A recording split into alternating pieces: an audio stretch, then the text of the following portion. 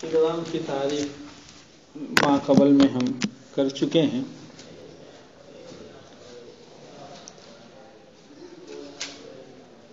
ادغام کا لغوی معنی ادخال شیء فی شیء، لیکن اصطلاح میں اس کو آپ تھوڑا کھول کے یوں کہیں گے، مدغم کو مدغم فی میں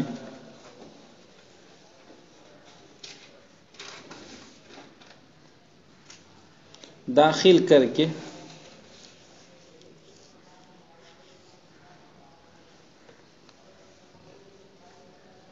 مثل تشدید کے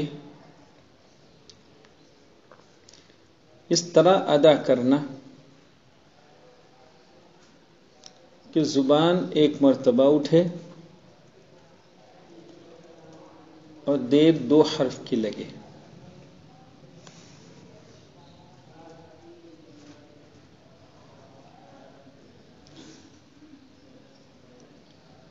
بعض لوگوں نے اس کو تھوڑا اور کھول کے لکھوایا یا کہا کہ مدغم ساکن کو مدغم فی متحرک میں، دیکھیے یہ آپ نے صرف مدغم فی کہا تھا. بعض لوگوں نے مدغم کو چونکہ ساکن ہونا ضروری ہے تو ہی ادغام ہوتا ہے، اس لیے ساکن کی بھی وضاحت کر دی کہ مدغم ساکن کو مدغم فی متحرک میں ملا کر مثل تشدید کے اس طرح ادا کرنا کہ زبان ایک مرتبہ اٹھے اور دیر دو حرف کی لگے.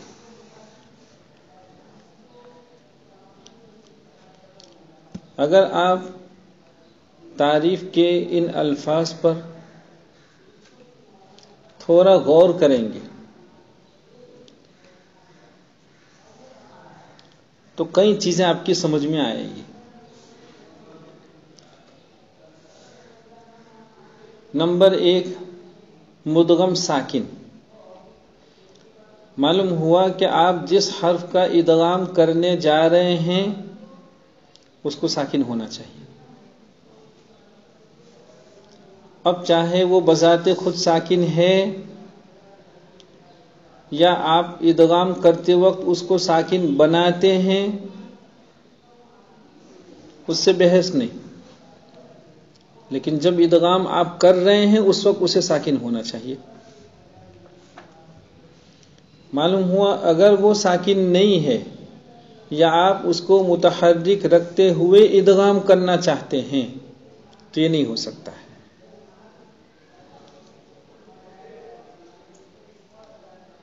مثلا الرحیم ملکی،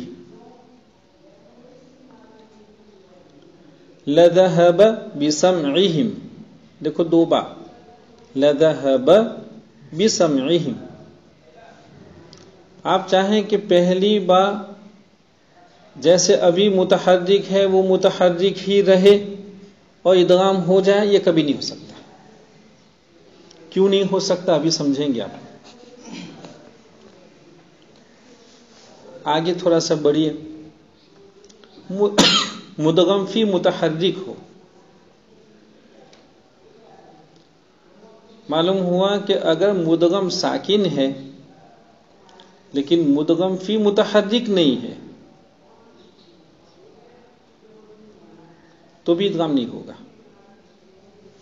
جیسے مدغم ساکن نہیں ہے تو ادغام نہیں ہوتا ہے، ایسے ہی مدغم فی اگر متحرک نہیں ہے بلکہ وہ ساکن ہے تو بھی ادغام نہیں ہو سکتا.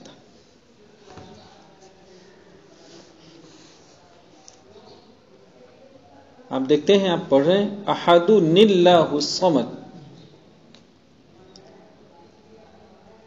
قل هو اللہ احد، تنوین، غفور تنوین، احد تنوین. لیکن آپ تو غفور الرحیم تنوین کا ادغام کر رہے ہیں. احد کا ایسا ادغام کیوں نہیں کر رہے؟ آپ پڑھیں احد اللہ، اس تنوین کا ادغام کیوں نہیں ہوا؟ کہا تنوین کے بعد جو مدغم فی ہے وہ لام ہے، اور اللہ میں جو دو لام ہیں ان میں کا پہلا ساکن ہے اور وہ مدغم فی تھا، اور مدغم فی کو تو ہونا چاہیے تھا متحرک۔ غفور الرحیم کی دوسری را مدغم فی ہے اور وہ متحرک ہے، لہذا وہاں تنوین کا ادغام ہوا۔ اور احد اللہ میں مدغم تو تنوین ہے، مدغم فی لفظ اللہ کا پہلا لام ہے لیکن وہ متحرک نہیں ہے، اس لیے دیکھا آپ نے ادغام نہیں ہوا۔ اور دو ساکن جمع ہوئے، پھر آپ نے پہلے ساکن کو کسرہ دیا، وہاں آپ یہ نہیں پڑھتے غفور نیل، وہاں غفور الرحیم سیدھا ادغام کر رہے ہیں۔ وجہ اس کی یہ ہے کہ وہاں مدغم ساکن ہے، مدغم فی متحرک ہے۔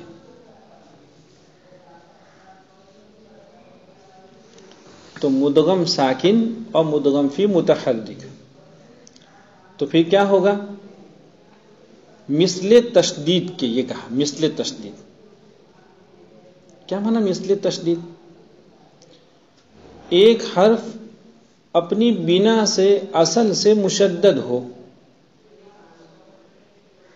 تشدید والا ہو، ان ثم، ہم نے پڑھا ہے اس کو کہ حرف مشدد وہ در حقیقت دو حرف ہوتے ہیں، ان میں کا پہلا ساکن اور دوسرا متحرک ہوتا ہے، مشدد نہیں کہہ رہا ہوں، ان میں کا پہلا ساکن اور دوسرا متحرک ہوتا ہے۔ لیکن پھر کیا ہوا؟ پہلے کو دوسرے میں داخل کر دیا تو اب دو کے بن گیا ایک۔ معلوم ہوا تشدید میں بھی پہلے دو تھے لیکن ان میں کے پہلے کو آپ نے دوسرے میں داخل کر دیا تو وہ دو حرفوں کا بن گیا ایک۔ ادغام میں بھی ایسا ہی ہوتا ہے کہ یہاں بھی پہلے دو حرف ہیں لیکن ادغام کے بعد وہ ایک بن جاتا ہے، یہ ہے مثل تشدید۔ معلوم ہوا جو عمل آپ کا تشدید میں تھا بیائی نہیں، وہی عمل ادغام میں بھی ہوگا۔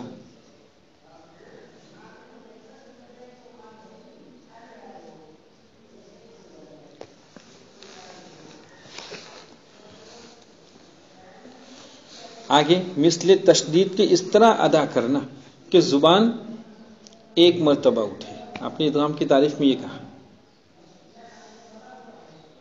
دیکھیے ان میں دو نون تھے، ہونا تو یہ چاہیے تھا کہ پہلے نون کے لیے طرف زبان ناف کے مسوڑے میں لگتی، پھر وہاں سے وہ الگ ہوتی، پھر دوسرے نون کے لیے پھر جاتی لگتی، تو زبان کو دو دو بار اپنے مخرج میں لگنا چاہیے تھا۔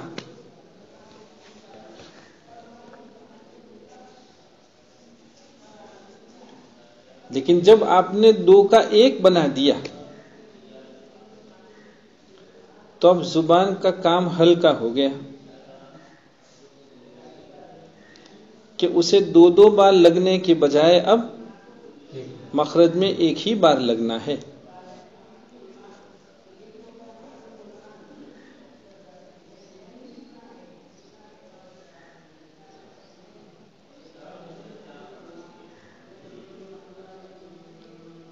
اس سے آپ کی سمجھ میں یہ بھی آیا ہوگا کہ ادغام کا منشا زبان کے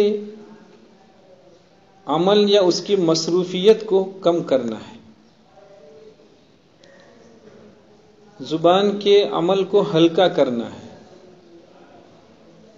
مختصر کرنا ہے۔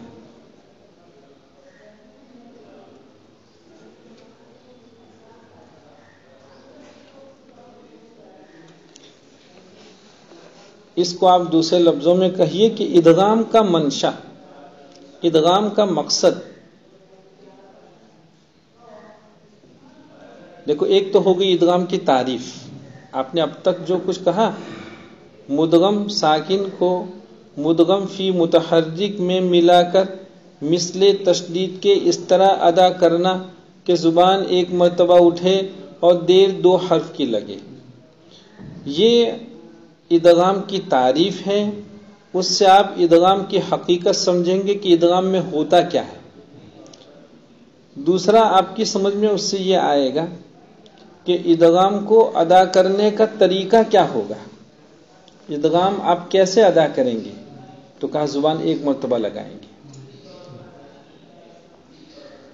اس سے آپ کی سمجھ میں ادغام کا منشا آیا کہ ادغام کیوں کروایا جاتا ہے. کہ دو حرفوں کو الگ الگ پڑھنے میں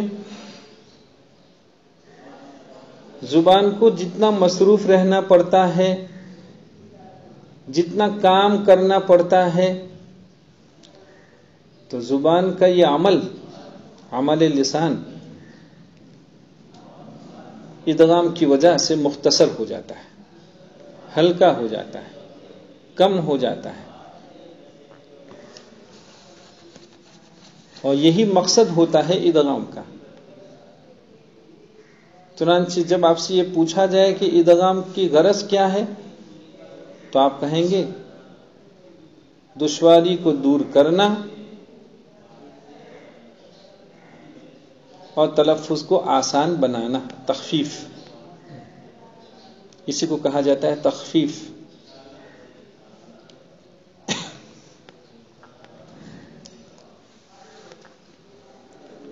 اسی کو ارباب فن نے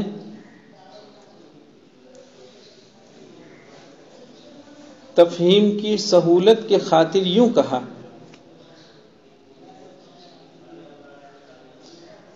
کہ اگر مواقع ادغام میں ادغام نہیں کرتے، مثلا لذهب بسمعهم،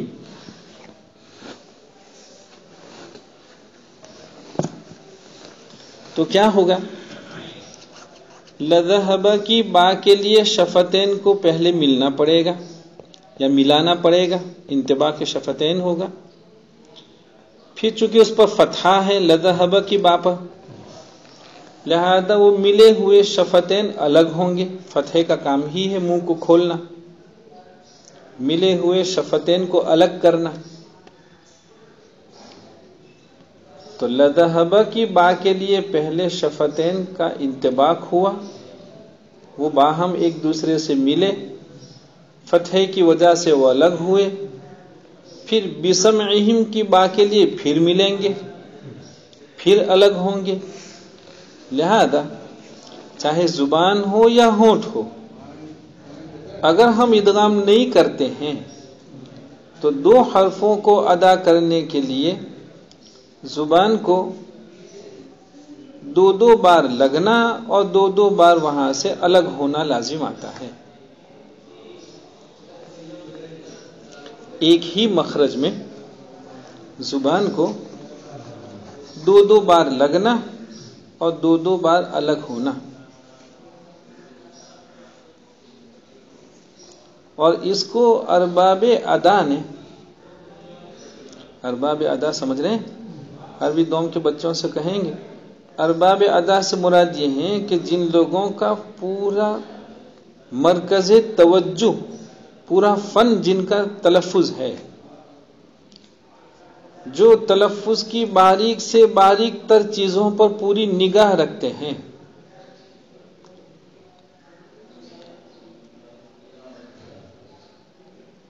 تلفظ کی ساری نزاکتیں جن کے سامنے ہوتی ہیں،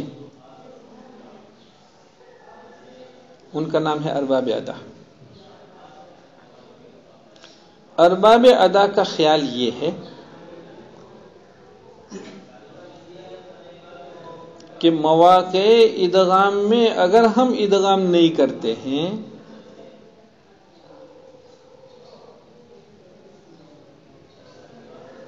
تو زبان کو یا ہونٹ کو ایک ہی جگہ میں دو دو بار لگنا پڑتا ہے، جو دشواری کا سبب ہے، جو اداءً تلفظ میں دشواری کا سبب ہے. تکلف کا سبب ہے۔ اس دشواری کو دور کرنے کے لیے ادغام کیا جاتا ہے۔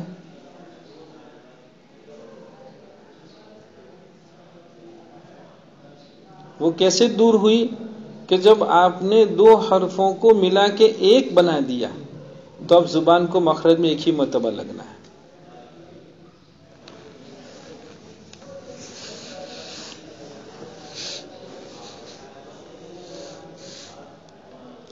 اسی کو لوگوں نے سمجھایا، ارباب ادا نے، کہ اگر ادغام نہیں کرتے ہیں تو اس کی مثال مشی مقید کی ہے۔ مشی مقید ہمارے بچے جانتے ہوں گے، دیہاتوں کے بچوں کو تو معلوم ہے کہ جب گھوڑے کو یا بھینس کو چراگاہ میں لے جاتے ہیں تو گھوڑے کا اگلا اور پچھلا پیر باندھ دیتے ہیں۔ کیوں ایسا؟ تاکہ وہ آزادی سے چلنے دوڑنے نہ پائے، بھاگ نہیں جائے گا دور تک۔ گھوڑے کے لیے اب چلنا مشکل ہو جائے گا۔ کیوں مشکل ہوا؟ پیر میں رسی پڑ گئی۔ اب پیر اٹھایا تو رسی پیر کے ایک حصے میں آ کے ٹکرائی، پھر پیچھے آیا، پھر دوسری مرتبہ وہ قدم بڑھایا تو دوسری مرتبہ میں بھی وہی رسی اسی جگہ ٹکرائے گی جہاں پہلی بار ٹکرائی تھی، اور بار بار رسی کے پیر کے ایک ہی حصے میں ٹکرانے کی وجہ سے وہاں زخم ہو جاتا ہے۔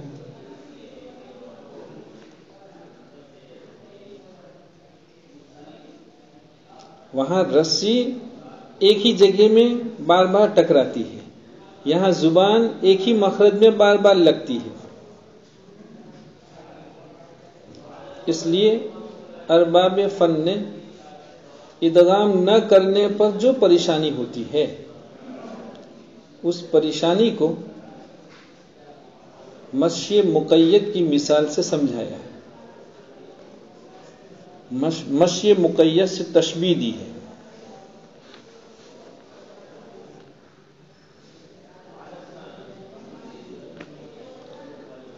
ہمارے بچے سمجھ گئے ہوں گے کہ ادغام کا منشا کیا ہے، ادغام نہ کرنے پر کیا پریشانی ہوتی ہے، جس پریشانی کو دور کرنے کے لیے آپ ادغام کر رہے ہیں۔ آپ نے اس تعریف میں پہلے تو ادغام کی جہاں حقیقت سمجھی وہاں مدغم کا ساکن ہونا بھی سمجھا۔ نمبر 2، مدغم فی کا متحرک ہونا ضروری ہے، یہ بھی سمجھا، جس کو شرط کہتے ہیں۔ نمبر 3،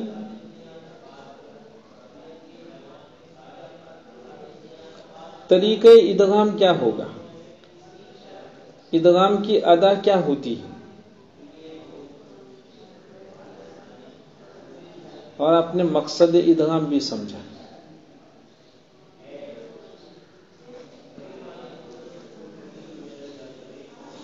یہ ہو گیا ادغام۔ دیکھیں ہمارے مصنف رحمۃ اللہ علیہ فرما رہے ادغام 3 قسم پر ہے۔ کتاب دیکھیں، ادغام 3 قسم پر ہے: مثلین، متقاربین، متجانسین۔ یہ کیا کہا؟ آپ نے اس سے پہلے اس کو یوں پڑھا ہے کہ ادغام کی باعتبار علت کے، ادغام کی باعتبار علت کے 3 قسمیں ہیں۔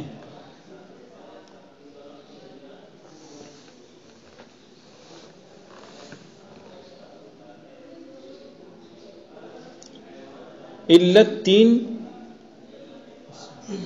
تو ان علل ثلاثہ کی بنیاد پر ہونے والا ادغام بھی 3۔ علت 3، تو ان علل کی بنیاد پر ہونے والے ادغام بھی 3.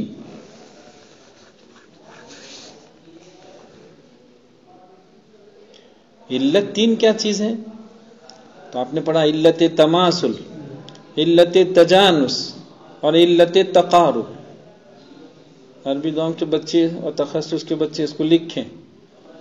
ادغام کی 3 علتیں ہیں: علت تماثل، علت تجانس اور علت تقارب.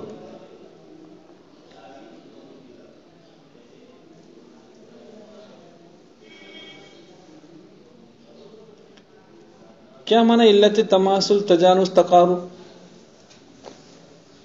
اس کو آپ آسان عبارت میں یہ کہیے کہ مثلین معنی ایک ہی حرف مکرر، 2 میم، 2 با، 2 جیم، 2 تا، ایک حرف ایک ساتھ 2 مرتبہ ہے، اس کو مثلین کہتے ہیں. اس کو حرف مکرر کہتے ہیں، بالکاف لا بالقاف.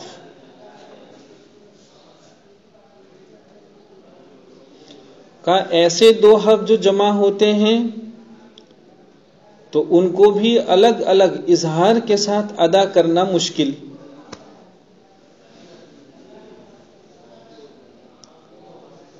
اور یہ مشکلی سبب بنتی ہے ادغام کی. مشکل ہوتا نہیں، آپ ادغام کرتے نہیں، تو مشکلی یہ سبب ہے کس کی؟ ادغام کی. تو ایک مشکلی تو یہ ہے کہ مثلین جب ایک ساتھ آ جاتے ہیں تو چونکہ ان کی ادا مشکل ہے لہذا ادغام کیا جانا چاہیے. اسی طرح متجانسین جب جمع ہو جائیں، متجانسین 2 حرف جب ایک ساتھ آ جائیں تو ان کو بھی الگ الگ ادا کرنا مشکل.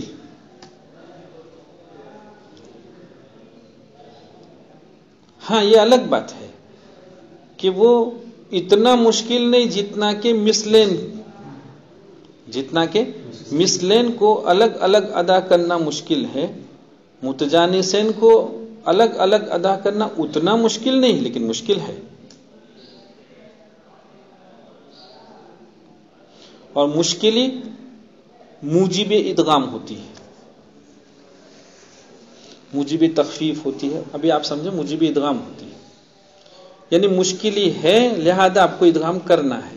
مشکلی ہوتی نہیں، آپ ادغام کرتے نہیں، تو مشکلی سبب بن رہی ہے ادغام کا.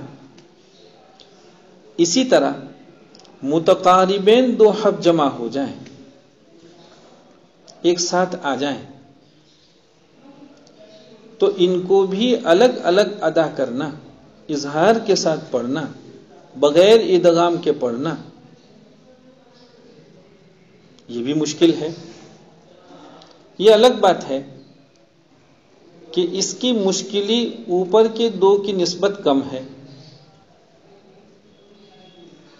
اس کی مشکلی اوپر کے 2 کی نسبت کم ہے، لیکن نفس مشکلی یہاں بھی ہے.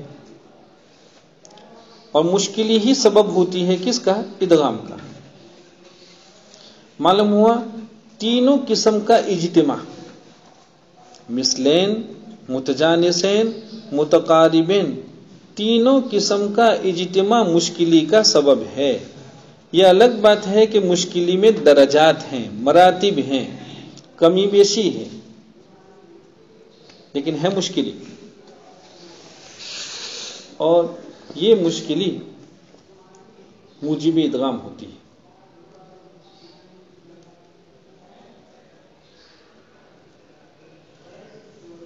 یہ ہیں ادغام کی باعتبار علت کے 3 قسمیں ہیں، یا ادغام کی 3 علتیں ہیں. ادغام کی 3 علتیں ہیں: علت تماثل، علت تجانس، علت تقارب. اچھا، کیا فرمایا؟ ادغام کی 3 قسم ہیں. لیکن آپ یاد کریں گے جیسے آپ کو نیچے اپنے اساتذہ نے یاد کروایا ہے کہ ادغام کی باعتبار علت کے 3 قسم ہے: مثلین، متجانسین، متقاربین. آگے دیکھیے، اب مثلین کیا ہے، متقاربین کیا ہے، متجانسین کیا ہے، اس کو سمجھا رہے ہیں۔ اگر حرف مکرر میں ادغام ہوا ہو تو ادغام مثلین کہلائے گا۔ حرف مکرر، ایک حرف کا دو بار ایک ساتھ دو بار آنا، ایک حرف کا ایک ساتھ دو مرتبہ آنا۔ کیا مثال دی؟ اذ ذهب، دیکھو دو دال، آپ نے اس سے پہلے لذهب بسمعهم بیا، یہ بھی مکرر ہے، یہ بھی مثلین ہے۔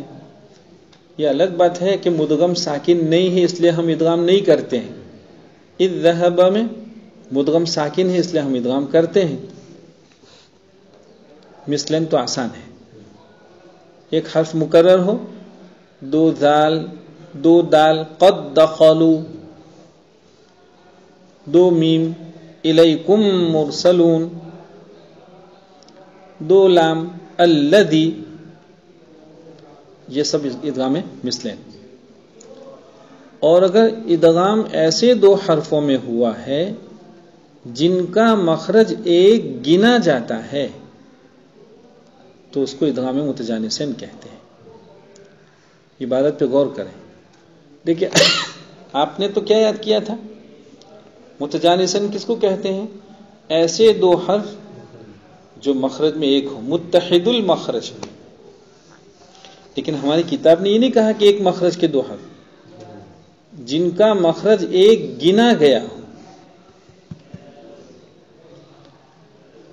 آپ نے دیکھا قا دال تا، تینوں کا مخرج ہم کہتے ہیں ایک، لیکن جب مخرج کا بیان پڑھتے ہیں تو وہاں سب سے پہلے یہ کہتے ہیں کہ حقیقت میں تو 29 حرفوں کے 29 مخارج ہیں، کوئی بھی دو حرف ایسے ہیں ہی نہیں کہ ان کا مخرج بعین ہی ایک ہو، ایسا ہوتا ہی نہیں کبھی۔ ہم نے یہ تو کہا کہ قا دال تا تینوں کا مخرج ثنایا اولیاء کی جڑ، لیکن جڑ میں 3 حصے ہیں، جڑ کا جو حصہ قا کے لیے ہے وہ تا کے لیے نہیں ہے، جو تا کے لیے ہے وہ قا کے لیے نہیں ہے۔ معلوم ہوا کہ ہم ایک کہتے ہیں، ہم نے ایک گنا ہے، لیکن وہ ایک ہوتا نہیں ہے۔ اس لیے ہمارے مصنف رحمۃ اللہ علیہ نے بہت محتاط اور فنی باریکی کو ملحوظ رکھتے ہوئے فرمایا جن کا مخرج ایک گنا جاتا ہو، ایک ہوتا نہیں ہے۔ ہمارے بچے مصنف کی اس عبارت کی قدر فرمائیں۔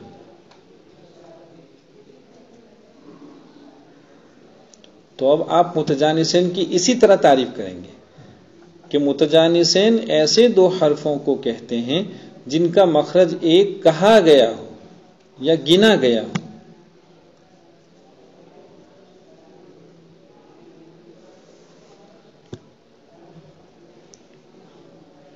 دیکھیے مثال کیا دی؟ وقالت طائفۃ، وقالت طائفۃ قد تبین اذ ظلموا، دیکھو یہ سب کیا ہے؟ متجانسین۔ قد تبین میں دال ہوتا، اذ ظلموا میں دال اور ضا، قالت طائفۃ میں تا اور طا، یہ سب متجانسین ہیں۔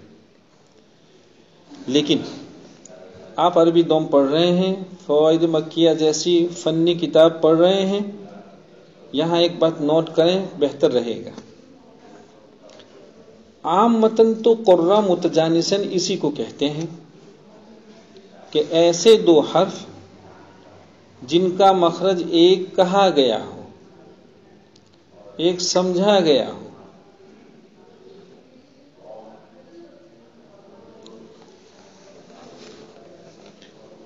جیسے ابھی ہم نے مثالیں دیکھی، لیکن تجوید کے ایک بہت بڑے امام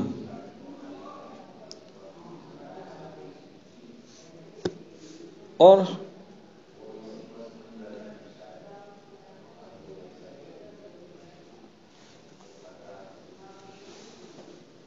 تلفظ اور وجدان کے باب میں جو بہت بڑی حیثیت کے حامل ہیں.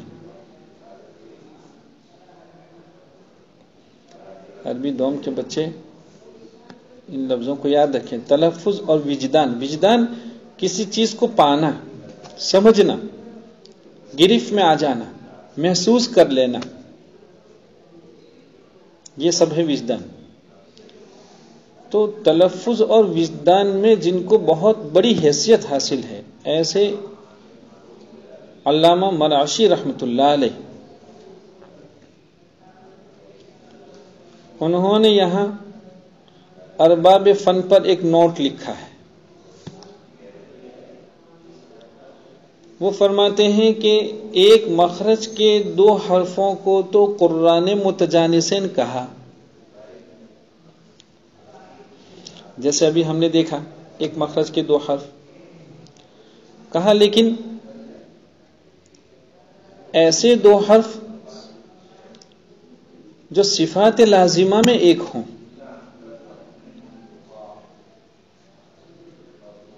ان کا قرآن نے کوئی نام ہی نہیں رکھا. حالانکہ حرف کی ذات جیسے مخرج سے بنتی ہے، ایسی صفات لازمہ سے بھی بنتی ہے. لہذا وہ یہ فرما رہے ہیں کہ جیسے مخرج کا اتحاد 2 حرفوں کا مخرج میں متحد ہونا، مخرج کا اتحاد، اس کو قرہ علت تجانس کہتے ہیں، اور ایسے 2 حرفوں کو متجانسین کہتے ہیں. صفات لازمہ میں جو 2 حرف ایک ہیں، مشترک ہیں، صفات لازمہ کے اشتراک کو بھی علت تجانس کہنا چاہیے.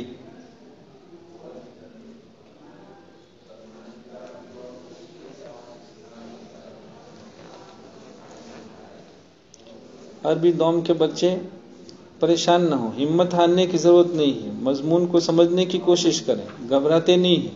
نہ سمجھ میں آئے تو 10 بار پوچھتے ہیں. دیکھیے مثال دیں، نون اور میم، مخرج تو دونوں کا الگ الگ. نون لسانی ہے، میم شفوی ہے، تو مخرج تو ایک نہیں ہے. لہذا اب تک ہم نے جو متجانسین کی تعریف پڑھی، ایسے 2 حرف جن کا مخرج ایک گنا گیا ہو، اس تعریف میں تو یہ دونوں نہیں آ رہے، اس پر تو صادق نہیں آ رہی تعریف. لیکن آپ ان کی صفات لازمہ دیکھیں، دونوں میں جہر، دونوں میں توسط، دونوں میں استفال، دونوں میں انفتاح، دونوں میں اطلاق، دونوں میں غنہ. ان دونوں حرفوں میں 6 صفات لازمہ پائی جا رہی، اور دونوں کی تمام صفات لازمہ ایک.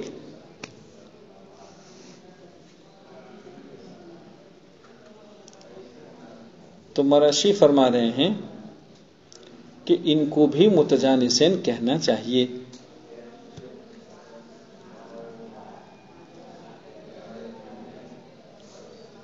بس صرف آپ اتنا نوٹ رکھیں بیٹا، عربی دوم کے لیے اتنا کافی ہے. اب ہم جو مضمون لے کر چل رہے تھے اس میں آئیے. کیا کہا؟ متجانسین کیسے، کس کو کہا؟ ایسے 2 حرف جن کا مخرج ایک گنا گیا ہو، وہ اگر ایک ساتھ آ جائیں تو ان کے ایک ساتھ آنے کو علت تجانس کہتے ہیں، اور ان میں ادغام کرنے کو ادغام متجانسین کہتے ہیں. دیکھو، علت تجانس الگ، ادغام متجانسین الگ. ایک آنے کو تو علت تجانس،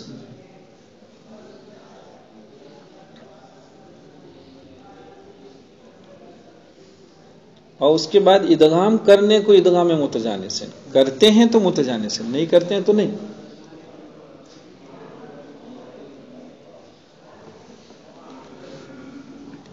ہو گیا. اور اگر ادغام ایسے 2 حرفوں میں ہوا ہے کہ وہ دونوں نہ مثلین ہیں نہ متجانسین، تو ادغام متقاربین. لیکن مصنف رحمۃ اللہ علیہ نے متقاربین کو بالکل آسان کر دیا، ورنہ متقاربین کی مستقل ایک تعریف ہے. وہ کیا ہے؟ ایسے دو حرفوں کا اجتماع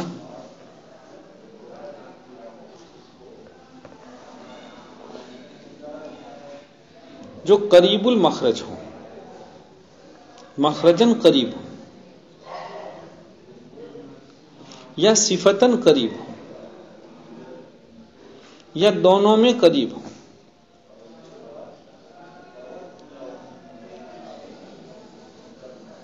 تینوں کو متقاربین کہا جاتا ہے.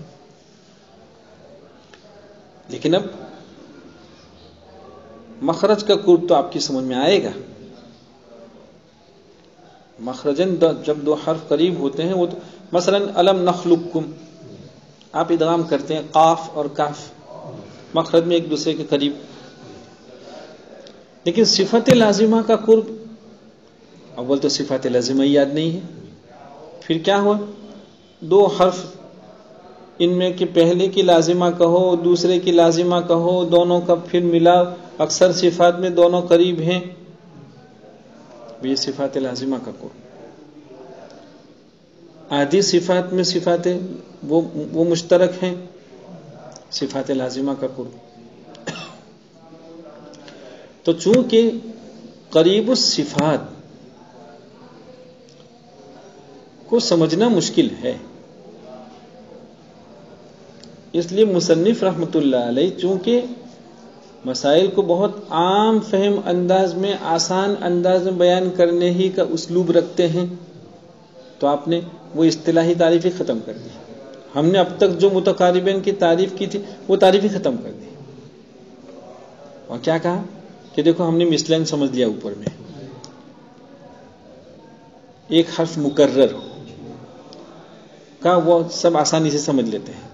متجانسین سمجھ لیا تو کہا بس کہہ دو کہ اگر دو حرفوں میں باہم ایک کا دوسرے میں ادغام ہوا ہے تو دیکھ لو وہ مثلین ہے کا نہیں ہے، کا متجانسین ہے کا نہیں ہے، تو کہا آنکھ بند کر کے ایسا کہہ دو کہ یہ متقارب ہے. اب یہ دیکھنے کی ضرورت نہیں ہے کہ یہ مخرج میں قریب ہے یا صفات میں قریب ہے. تو چونکہ مثلین متجانسین کی پہچان آسان ہے اور ہم ان دونوں کو پڑھ چکے ہیں، لہذا اس کے سہارے اب متقاربین کی تعین، متقاربین کا تعارف یہ بالکل آسان ہو گیا. اس لیے آپ نے متقاربین کی تعریف کو اتنا آسان فرما دیا. دیکھیں کیا کہا، اور اگر ادغام ایسے دو حرفوں میں ہوا ہے کہ وہ دونوں نہ تو مثلین ہیں اور نہ متجانسین ہیں، لیکن ادغام ہوا ہے، تو کہیے کہ وہ ادغام کیسا ہے؟ متقاربین. جیسے الم نخلقکم، دیکھو قاف اور کاف یہ مثلین بھی نہیں ہے، ایک حرف دو بار تو آیا نہیں ہے، دونوں کا مخرج بھی ایک نہیں ہے، ایک کا مخرج اعلی اقصائے زبان، دوسرے کا مخرج اسفل اقصائے زبان، لہذا یہ مثلین بھی نہیں متجانسین بھی نہیں، لیکن ادغام ہو رہا ہے، تو کہو کہ ادغام کون سا ہے؟ متقاربین. جی بس.